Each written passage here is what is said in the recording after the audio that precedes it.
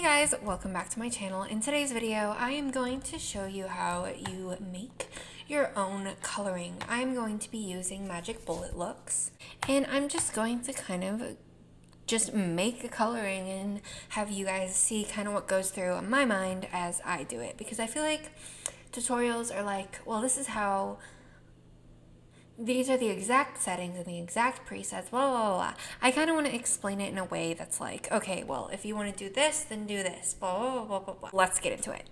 First of all, you're going to open up your Magic Bullet Looks. I have a ton of the colorings. I actually don't even have that many. These, I just like recycle the same ones for a while and then I get sick of them and I want a new one. And I am sick of this one, so I need a new one. So the first thing I really add is some sort of exposure. I think today I'm going to add this spot exposure, and I don't do it too much, but just a little bit to like brighten it up.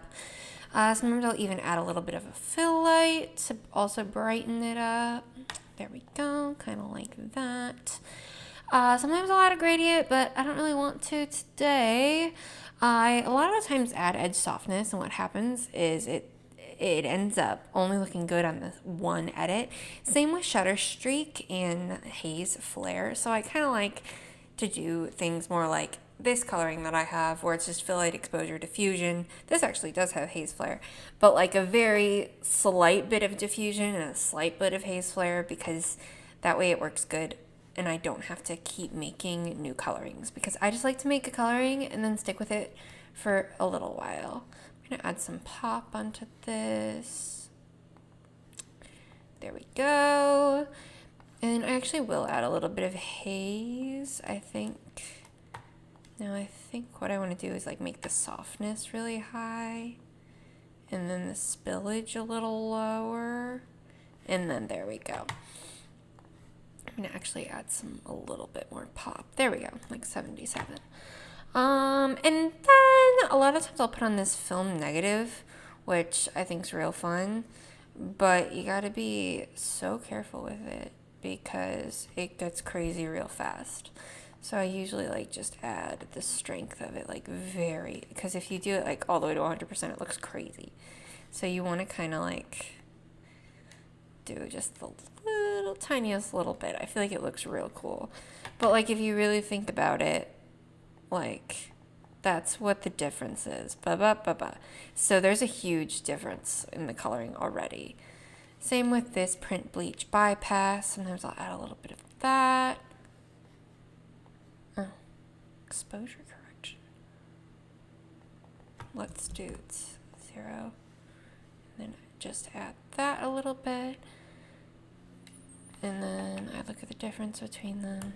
Okay, it doesn't look too awful crazy. I think I like this.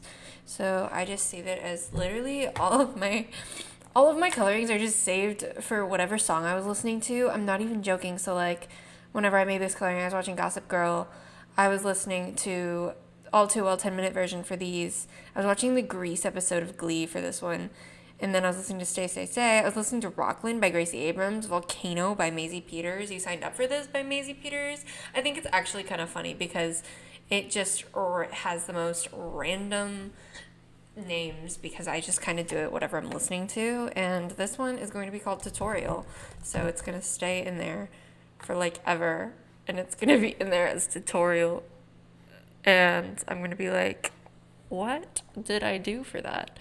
And then I kind of scroll through to make sure it looks good on all the different clips. It's a little strong, but I don't know what it's strong with. I think it actually might end up looking real cool. Wait. Yeah. Ooh, it's actually crisp. Super crisp. Yeah. But that's just kind of the way that I make my colorings. It's a lot of guessing by eye, but I really like that print bleach bypass. I feel like that adds a whole lot, because if you think about it, let me show you it with the coloring without that print bleach bypass. Like if I just take off the print bleach bypass, the difference is just astronomical. So, like, look how crazy it looks. You need that print bleach bypass just to kind of even out the tones, and I feel like that it just looks real awesome, you know? This is a little bit bright. Whenever you also put it on an adjustment layer, you kind of can tone it up or down. Like you can make it like be like, okay, this is a little too much. I'm gonna make it like 87, and then there we go. I mean, and then it's just toned down a little bit, which is kind of just a nice little tip or trick. That way, you can also mess with the strength, but I just kind of like doing it right here on my composition. But that's just me, you know? Yeah. And you should be able to see this finished edit on Kaylee's AEP sometime in the near future.